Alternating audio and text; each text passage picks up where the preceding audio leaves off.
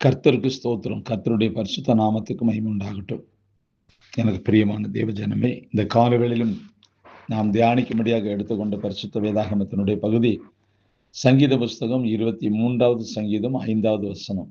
சங்கீத புஸ்தகம் 23:5. என் சத்துருக்களுக்கு முன்பாக நீர் எனக்கு ஒரு பந்தியை ஆயத்தப்படுத்தி என் தலையை எண்ணெயால் அபிஷேகம் பண்ணுகிறேன். என் சத்துருக்களுக்கு முன்பாக நீர் எனக்கு ஒரு பந்தியை ஆயத்தப்படுத்தி என் தலையை எண்ணெயால் அபிஷேகம் பண்ணுகிறேன். தேவனுடைய பிள்ளைகளுக்கு சத்துருக்களே இருக்கக்கூடாது என்பது சட்டம் இல்லை. ஒருவனுடைய வீட்டாரே அவனுக்கு சத்துரு என்று இயேசு சொன்னார். சவுலுக்கு சத்துருக்கள் இருந்தார்கள். 1 சாமுவேல் 14:52 வாசிக்கிறோம். தாவீதுக்கு சத்துருக்கள் இருந்தார்கள். 1 சாமுவேல் 18:9 வாசிக்கிறோம். இயேசு கிறிஸ்துவின் வாழ்க்கையை பாருங்கள். பரிசேயர், சதுசேயர், வேதபாரகர் அவரை எவ்வளவோ எதிர்த்து சத்துருக்களைப் போல நடந்து கொண்டார்கள். சாத்தான் அவரை விடாமல் சோதித்தான்.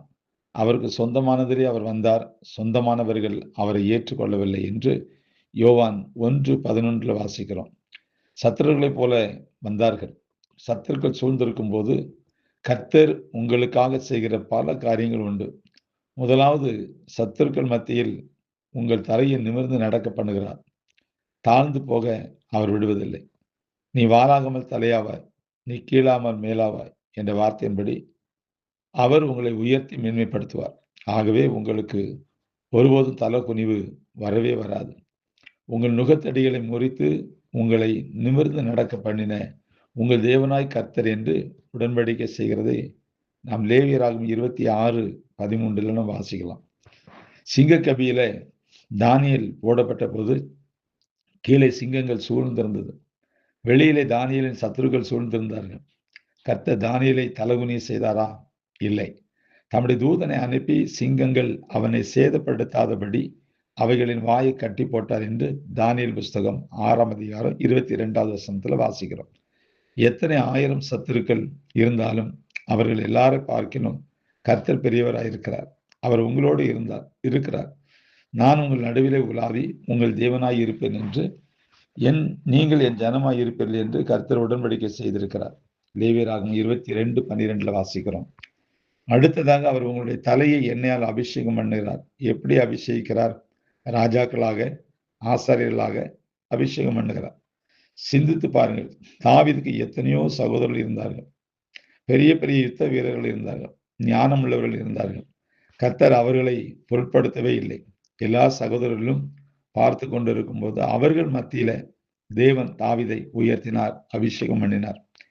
தேவ பிள்ளைகளே, அபிஷேகம் உங்கள் சத்துருக்கள் மத்தியிலே உங்களை வேறு பிரித்து காண்பிக்கிறது.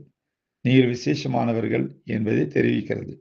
நீங்கள் கர்த்தரால் தெரிந்து கொள்ளப்பட்டவர்கள் என்பதை காண்பிக்கிறது. நீங்கள் மேன்மையாய் உயர்த்தப்படுவீர்கள் என்பதை காண்பிக்கிறது. கர்த்தர் உங்களை அபிஷேகிக்கிறது மாத்திரமல்ல, உங்களுக்கு ஒரு பந்தியை அவர் ஆயத்தப்படுத்தி இருக்கிறார்.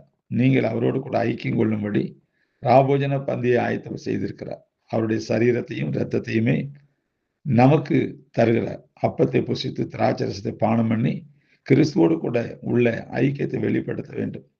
பூமியிலும் நித்தியத்திலும் கர்த்தரோடு நமக்கு பந்தி உண்டு. தேவஜனமே, மகிழ்ச்சியோடு நாம் தேவனை ஸ்தோத்தரிப்போம். உபாகமம் 33:29 வாசிக்கும் போது, உன் சத்துருக்கள் உனக்கு இச்சகம் பேசி அடங்குவார்கள், அவர்கள் மேடுகளை மிதிப்பாய் என்று சொல்லி வேதத்துல வாசிக்கிறோம். எனக்கு அன்பார்ந்த தேவஜனமே, புதிய ஏற்பாட்டுல கிருபையின் காலத்துல நமக்கு மனிதர்கள் சத்துரு அல்ல, சாத்தானே நமக்கு சத்துரு, சாசே நமக்கு சத்துரு. அதனால மனிதர்களை நேசிப்போம். அவர்கள் சத்துருக்களால் செயல்பட்டால் அது பிசாசு அவர் மூலமாக செய்கிறான் என்பதை நாம் புரிந்து கொள்ள வேண்டும். அதற்கு ஏற்றபடி நாம் விலகி கடந்து போறது நல்லது.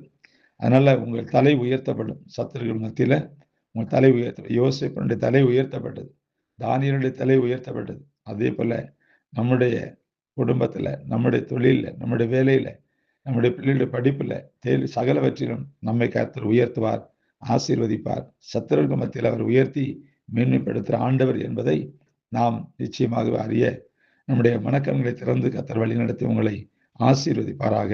ஆமேன். God bless you.